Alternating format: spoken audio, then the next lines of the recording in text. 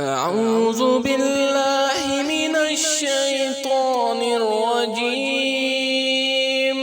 بسم الله الرحمن الرحيم. تبارك الذي بيده الملك وهو على كل شيء قدير. الذي خلق الموت والحياة ليبلوكم أيكم أحسن عملا وهو العزيز الغفور.